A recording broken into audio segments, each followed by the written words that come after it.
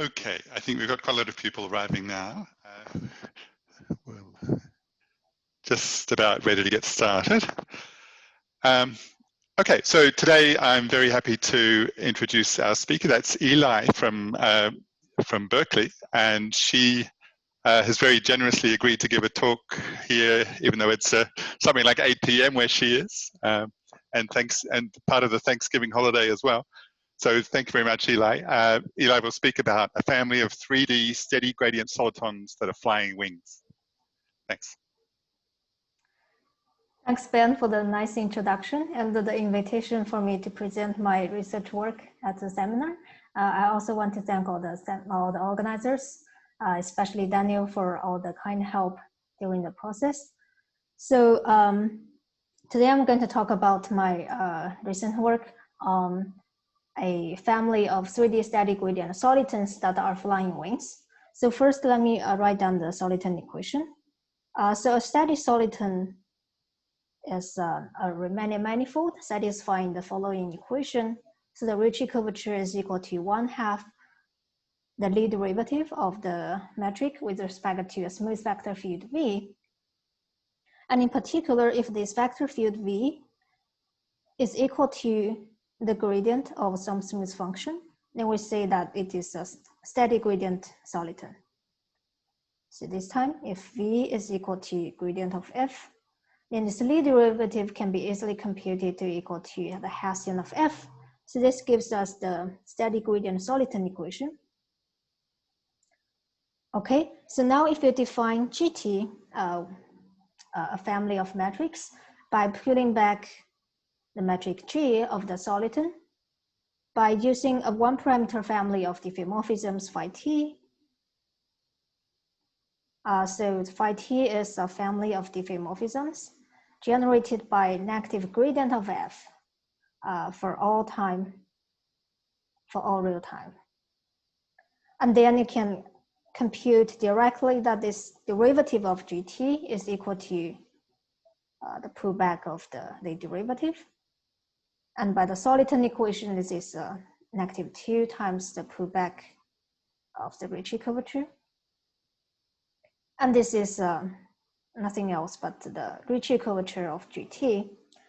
So now this computation tells us that this GT satisfies the Ricci flow equation, and it is defined for all times. So GT is an eternal Ricci flow. Okay, so next I'm going to give some concrete examples of static gradient solitons. So in dimension 2, we have Hamilton's cigar soliton. So this cigar soliton, it is rotationally symmetric. Around the center P, which is also the critical point of the potential function F. And so this cigar soliton, it is rotationally symmetric. You can write down the metric as a orbital product metric.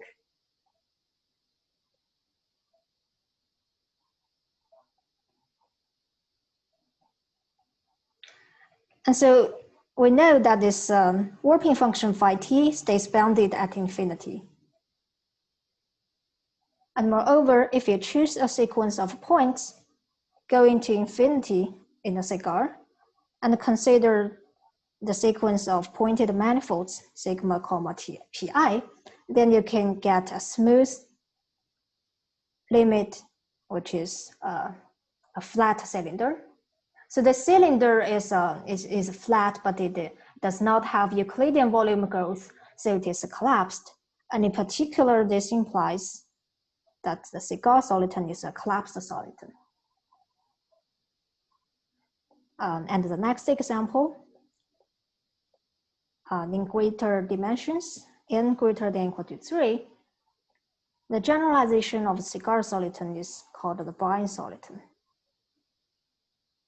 So they are also rotationally symmetric around the critical point.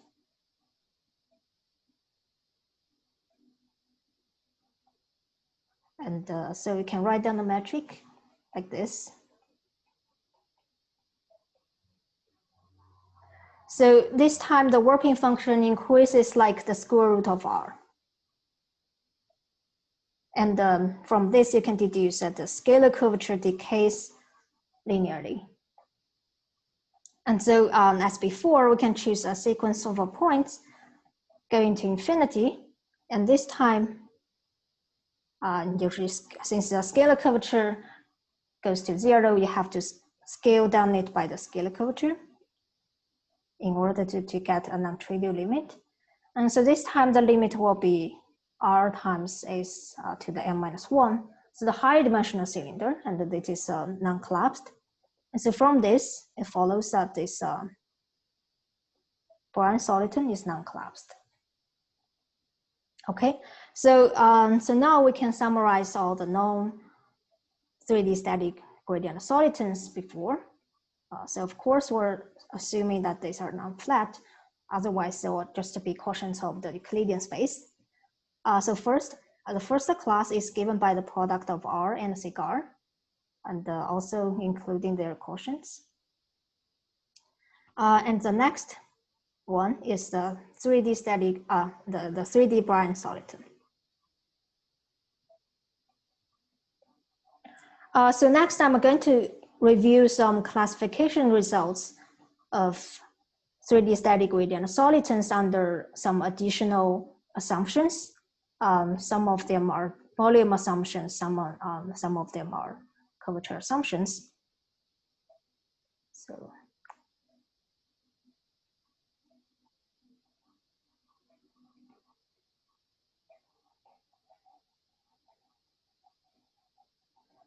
So with this additional volume or curvature condition, we can people can either deduce that the 3D static gradient soliton is either the first one or the second one.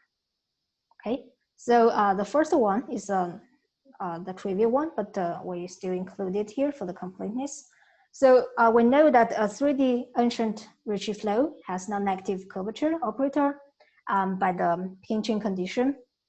And in particular, if the static gradient soliton is not strictly positively curved, then by the strong maximum principle, this implies it's a split of a flat factor. So the soliton will be essentially R times sig R, including their quotients. And the next classification result is a famous result by Brundle. So he shows that assuming the soliton is non-collapsed, and this is enough to imply that the soliton must be the 3D Brownian soliton. And he also shows that more generally, the Brownian soliton is a unique 3D ancient kappa solution. Yeah, we only need this. So the next one that I want to mention is a result by Dan and Zhu, where they show that if the scalar curvature decays linearly, then the soliton must be the Brownian soliton. And there are some more classification results, but we're not going to review. So this classification results tells us what the properties of a new 3D static gradient soliton will have if it exists. So now it's a good time to state Hamilton's conjecture about this new static gradient solitons in dimension 3. And it is also known as the flying wing conjecture. So it says that there is a 3D static gradient soliton that is a flying wing.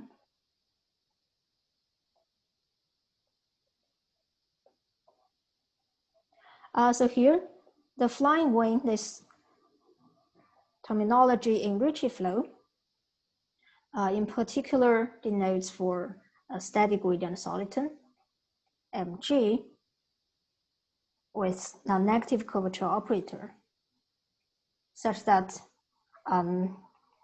its asymptotic cone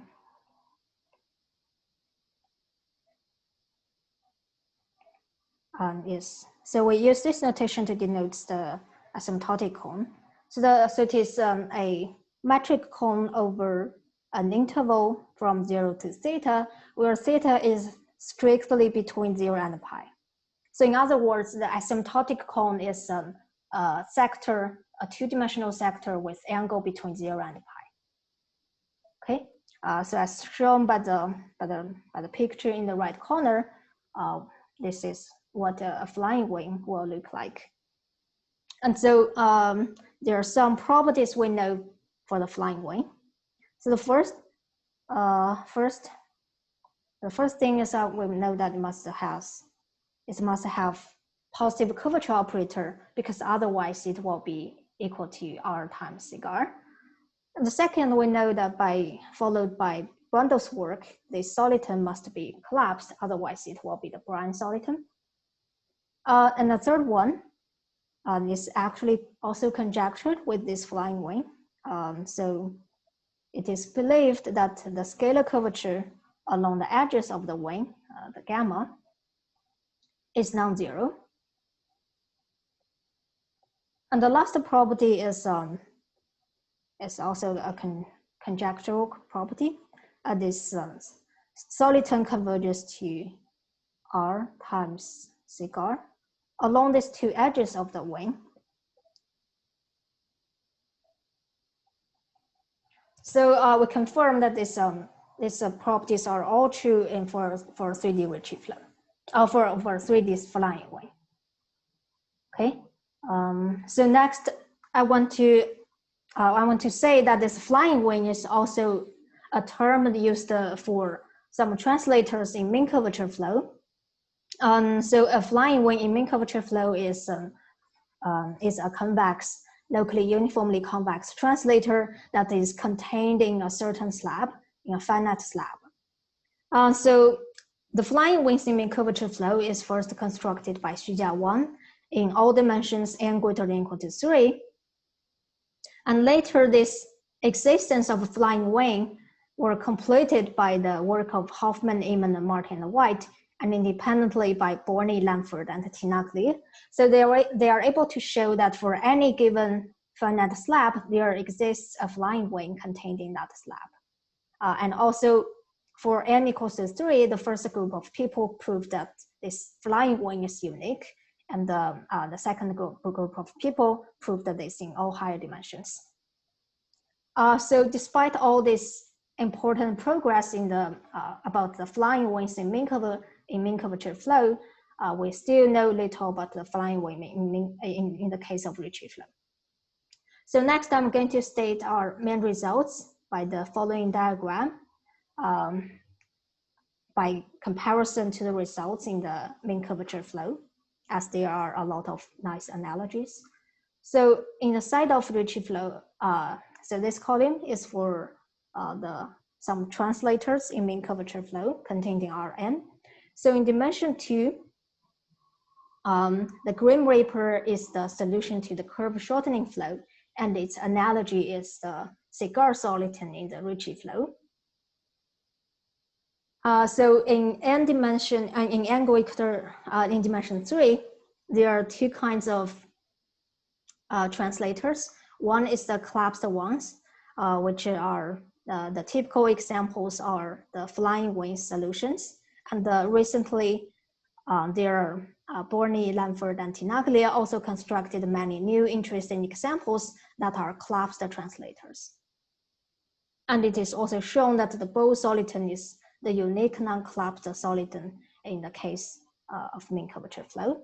So analogously, in the side of Ritchie flow, Brundle shows that the Brownian soliton is the only non-collapsed one. And in the collapsed case, we find some 3D flying wings. So, so here, a 3D flying wings, this is a picture of it as we given above. It's very analogous to the flying wings in the mean curvature flow. So the flying wing will construct it in the following theorem 1, in particular in dimension 3, and the theorem 2. So I'm going to state these theorems in a second. And in dimensions higher than or equal to 4, in the side of mean curvature flow, the collapsed examples are also are still the flying wings and the new examples constructed by Borneo, Lanford, and Tinaglia. But in the non-collapsed case, there are more interesting examples than the both solitons, the rotationally symmetric one. So if you, so this is a picture of a non-collapsed translator in the mean curvature flow. So if you choose a sequence of points going to infinity along the edges, then you will get a smooth limit, which is equal to the product of R and the bow soliton. And analogously, we'll also show that there is such an example in the case of Ricci flow. And this is given in theorem 1 in dimensions greater than or equal to 4. So for the collapsed case, it's still unknown what are the generalizations of flying wings in Ricci flow. But yeah, I think by a similar argument, we can show that this higher dimensional flying wings can be similarly constructed. Okay, so next I'm going to state our first main result.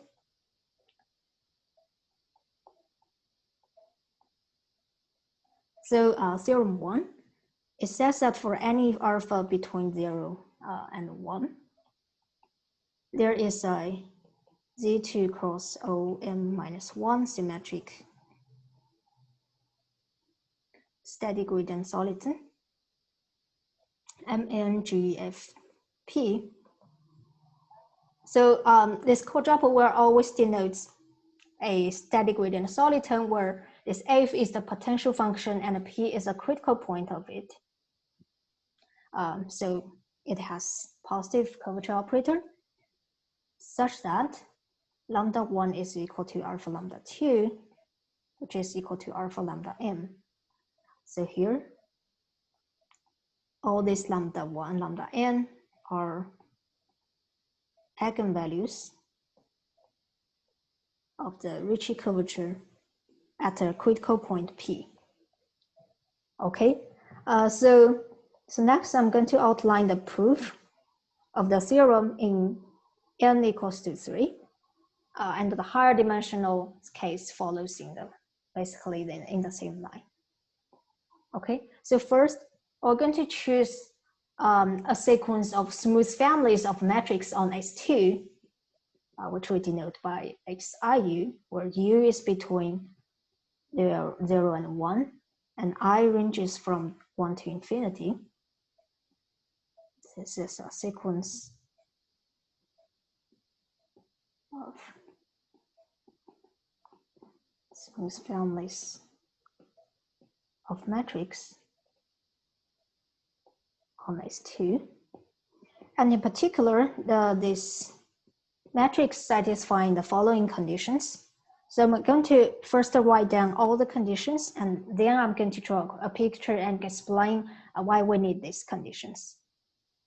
So first, each XIU must be D2 cross O2 symmetric.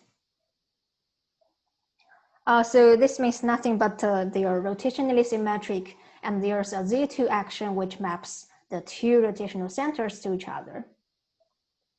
Okay, so the second condition is that the sectional curvature of each metric is greater than 1. And the third condition says, for the sequence of XIU, when U is fixed to be 0, the metric is a sequence of shrinking spheres, shrinking round spheres. And the next one is that for the other sequence, when U equals to 1, the diameter of XI1 converges to pi as I goes to infinity. And the last condition is that the supremum for a fixed I, when U ranges from 0 to 1, it converges to 0 as I goes to infinity. Okay, so now let me draw an example. Let me draw a picture. What does this mean? So first, for all U equals to 0, we get a sequence of shrinking spheres. And on the other hand, for u equals to 1, we get a sequence of ellipsoid. And this gets thinner and longer, and the diameter, and its diameter converges to pi. Okay, so this is for u equals to 0, u equals to 1. And then we're going to connect this to metric by a smooth families of metric x1u, x2u, xiu. So this xiu can be constructed by running a Ricci flow starting from the right-hand side, and by rescaling it will converge to the left-hand side. So this is how we construct xiu, like this. So next, for each xiu, we consider its metric cone over xiu. And so by the second condition, the sectional curvature is greater than 1, we can apply the Rayleigh's results on expanding gradient solitons with positive curvature operator to deduce that there is a unique expanding gradient soliton such that the following holds. So first, its asymptotic cone is equal to the metric cone over xiu. And also we put on a normalization condition. So the scalar curvature at the critical point is equal to 1. Okay, so this is expanding gradient soliton.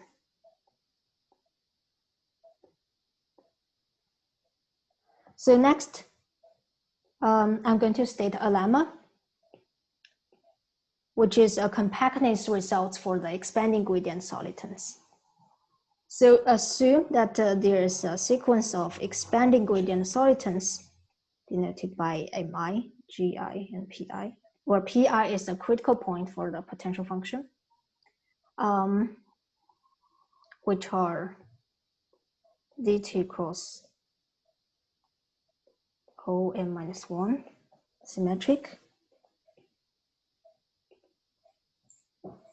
And in particular, they have positive curvature operator and then the normalization condition. And most important, we assume that their asymptotic volume ratio goes to 0. So the asymptotic volume ratio is the limit of the ratio of the volume of the R ball divided the volume of the R ball divided by R to the n, and taking the limit by letting R goes to infinity. So this goes to 0 as I goes to infinity. And then the conclusion is that mi, gi, pi, by passing to a subsequence, it has a smooth limit in GP, which is a steady gradient soliton with the normalization condition. Okay, so here is the idea of the lemma.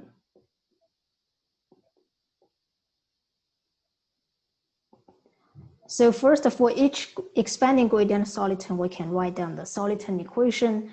That is for some positive constant Ci. There holds such an equation. And then by this volume assumption, the asymptotic volume ratio goes to 0, we can show that this Ci, the sequence of Ci, converges to infinity as I goes to infinity. And so now we can see that in this equation, the coefficient converges to 0, and then in the entire equation converges to the soliton equation for a static gradient soliton. And this argument can be made rigorously by using some compactness argument. So this is how we prove this lemma. And so now next we're going to apply this lemma to suitable sequences we obtained from the above matrix. So first, so the reason why we can apply this lemma is that we are assuming condition 5, so the volume of the xiu converges to 0. This guarantees that the asymptotic volume ratio of the corresponding expanding gradient solitons goes to 0. Okay. So first, we're going to apply this lemma to the sequence when u equals to 0. Then this will converges to some static gradient soliton, and since the corresponding expanding gradient solitons are all rotationally symmetric, the static gradient soliton will be rotationally symmetric, so it will be the Bryan soliton. And next, I'm going to apply the lemma to the other sequence. And this also converges to a static gradient soliton.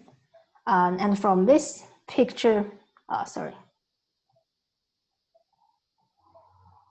So the sequence of xi1 converges to an interval from 0 to pi, and the asymptotic cone over this manifold converges to half plane. So this tells us that the asymptotic cone of the limit soliton will split of a line. Then so does the static gradient soliton. So it will be R times sigma.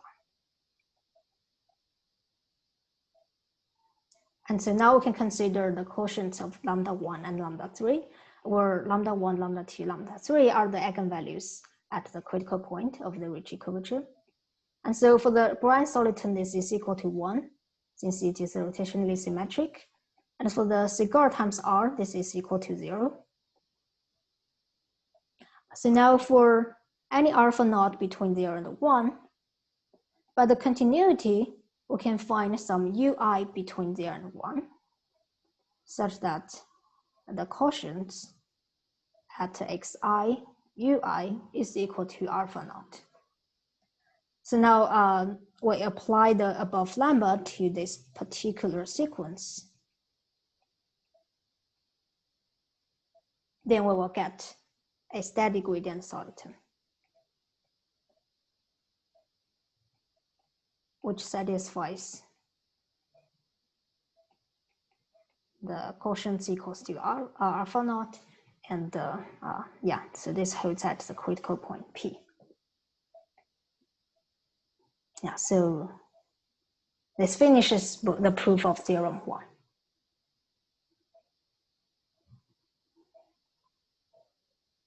Okay, so next I'm going to,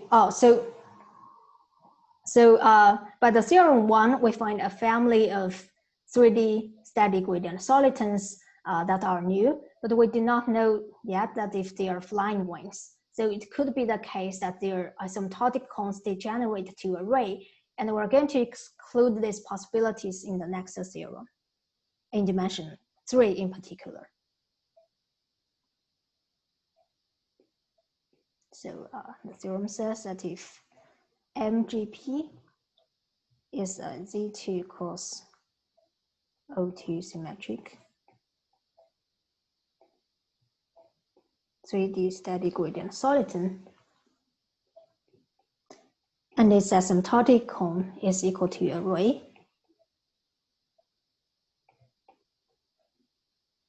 then it is a Bryan soliton.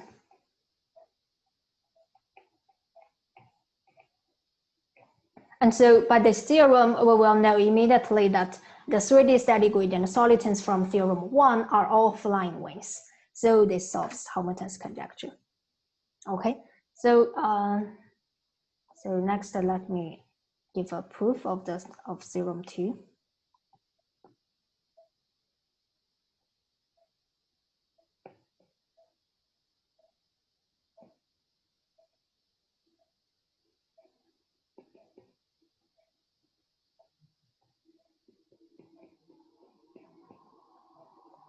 So the proof is a contradiction argument. Suppose this is not a Bryan soliton.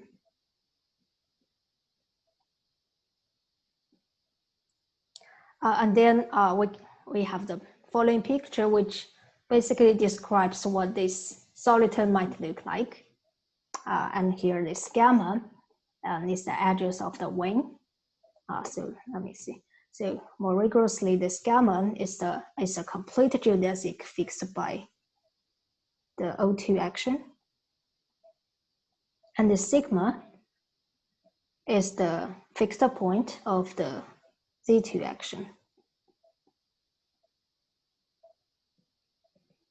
And we're going to choose a minimizing geodesic gamma, little gamma,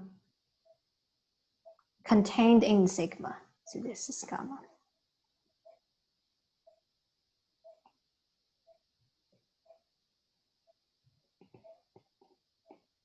And in particular, gamma starts from the critical point.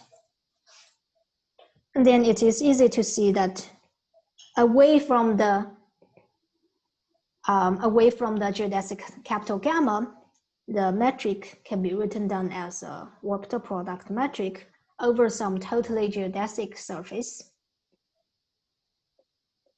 So theta between 0 and 2 pi.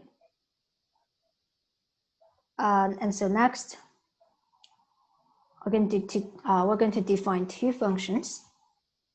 So one is, so first we fix a point gamma s, where s is sufficiently large, and we consider the distance from gamma s to capital gamma.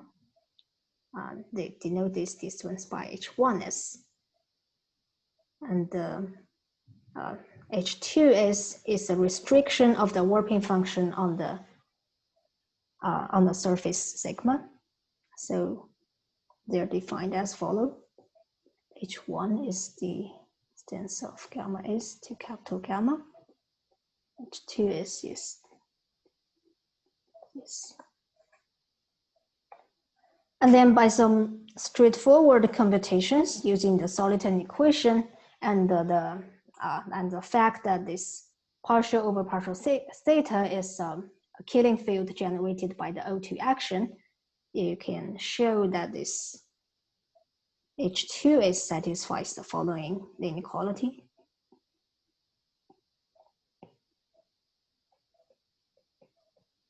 So we'll denote this by star.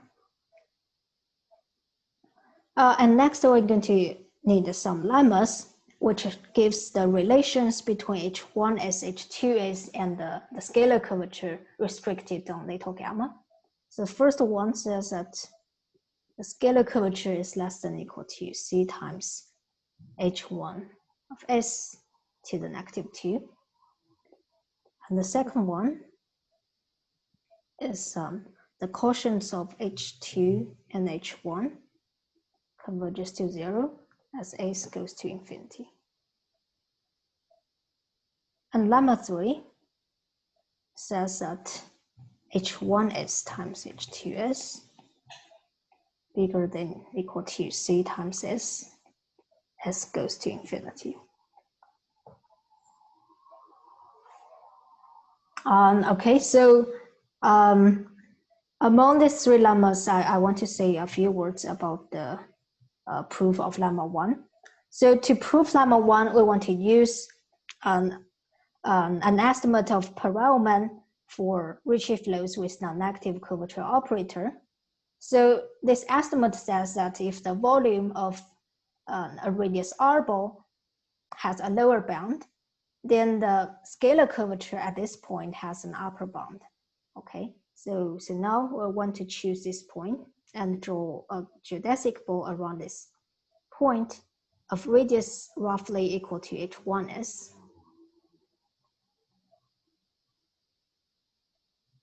Okay, so in this ball you have the S1 vibration to make this ball diffeomorphic to R times R2 times S1.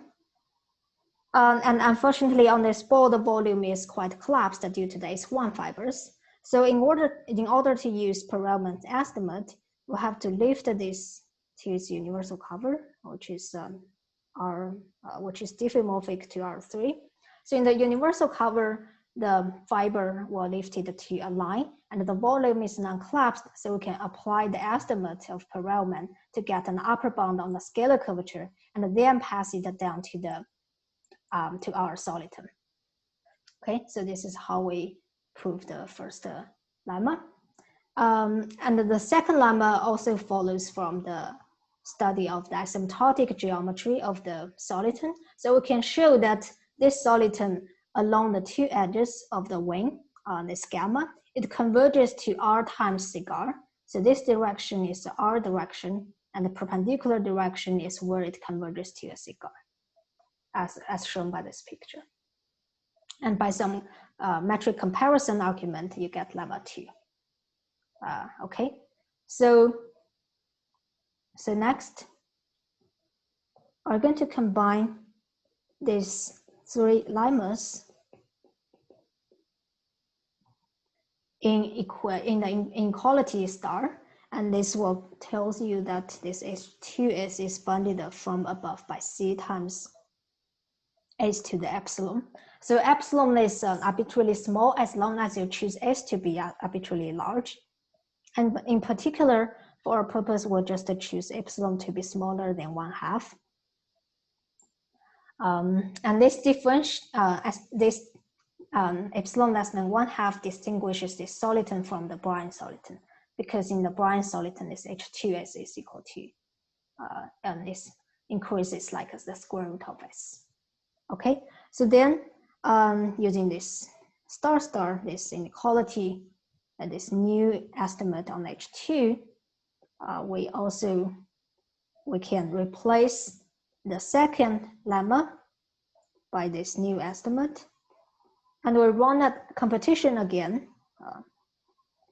So this time we'll get that this improvement, that the H2S actually stays bounded at infinity, so it's less than or equal to C. And from this, you will easily see that this limit, the scalar curvature, will not vanish at infinity along the edges. Okay. So next, to finish the proof of theorem 2, we need one last lemma. Okay. So this lemma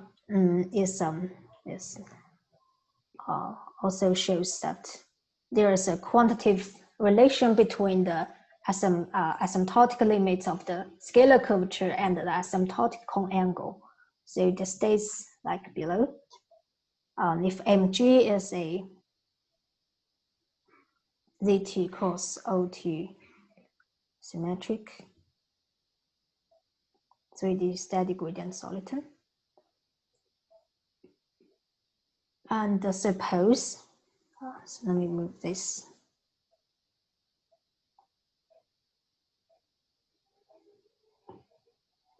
So assume that its asymptotic cone is a metric cone over an interval. So alpha is between 0 and pi, and it also includes the two endpoints, 0 and pi. And then we can see that there is this relation between the limit and the scalar curvature times sine alpha over t.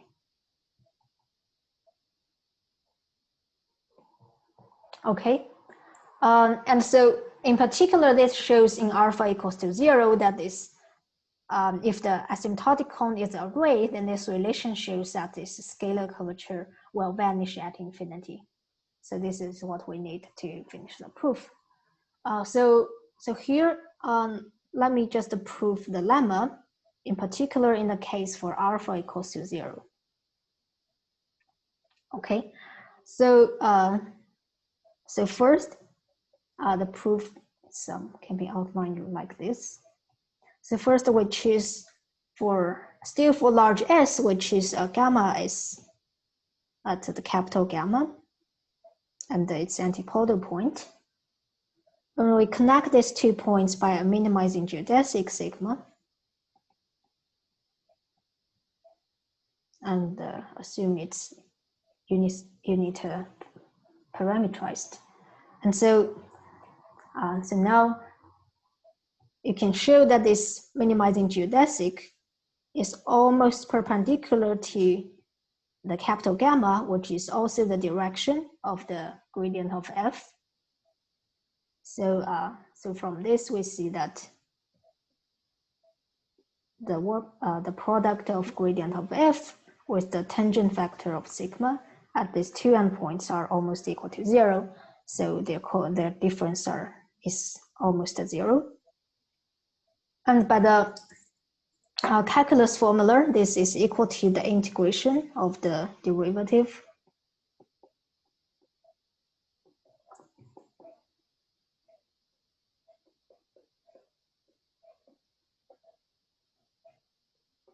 So if the derivative hits the first argument, we get the Hessian of f.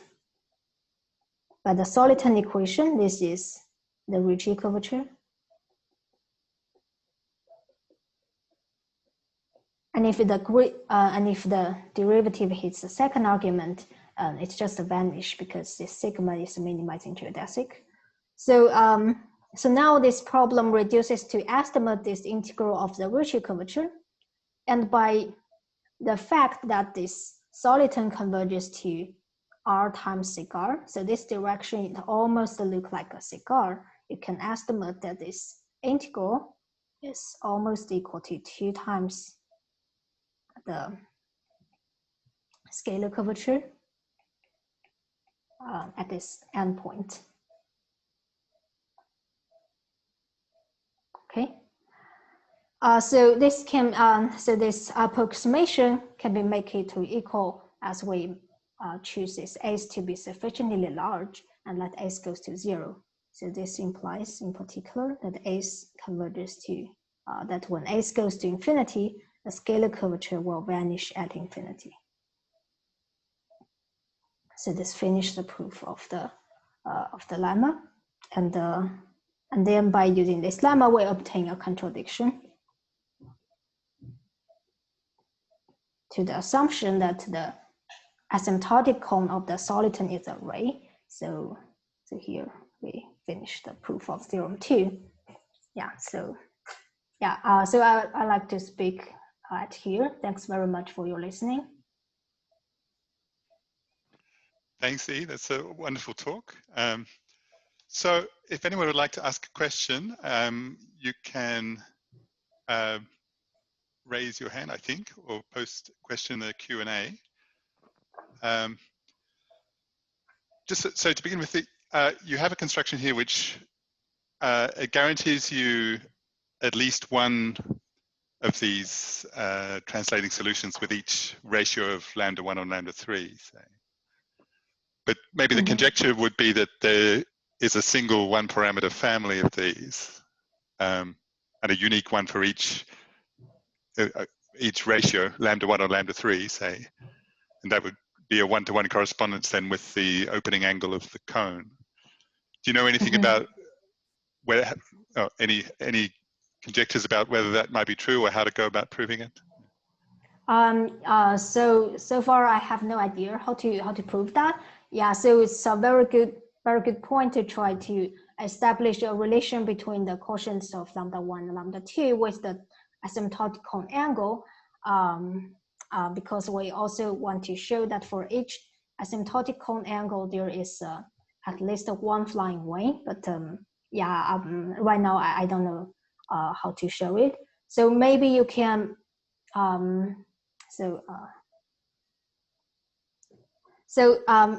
So one possibility is that when you choose the sequence of expanding gradient solitons, you can choose a sequence like this.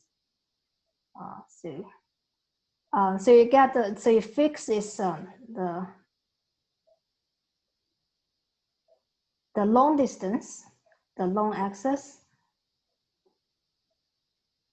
of the ellipsoid, and you make it shrink like this.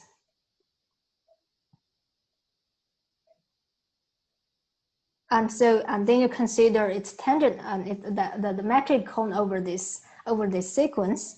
So so I don't know how to draw this, but yeah.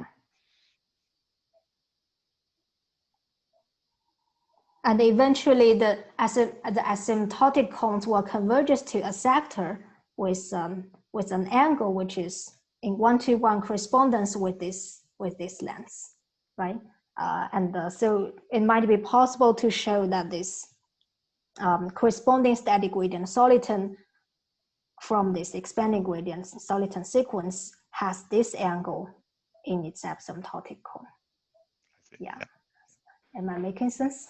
Yes, I think so, yeah. Okay, thanks. Yeah, thanks for the question. Yeah. Good. Are there any other questions from anyone? So there's a lot hidden in this construction in the results of de Ruel, right? So you first of all use de Ruel's result to construct the expanders and then take a limit of those. Would it be possible to give a more direct, well, okay, in mean curvature flow, we have barriers and things which we can use to try to construct these things, but I guess in Ritchie flow that's harder. But is there some either variational or some barrier type argument that could produce these solutions?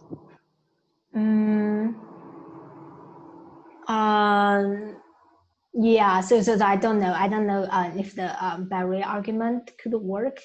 I think the original proposal to solve this flying wing conjecture is to solve the elliptic boundary value problems, but it's very hard to choose a prime transition to get a strictly parabolic equation in the case of Ritchie flow, because it cannot be parameterized as a graph as in the mean curvature flows case. Right, and you have a system as well, so maximum principles are difficult. Yeah. Right. So so I don't know. Yeah. Thanks. All right, very interesting. Okay. Well, if there are no further questions, then thanks again for a wonderful talk. Everyone should have received an invitation to the coffee break. So please join us in a few minutes. And so it's a separate Zoom session. Come and join us and talk to E and ask further questions if you'd like to. So yeah, please feel most welcome to join us there. Thank you very much. Thanks, E. Thanks. Thank you, everybody. I close the session.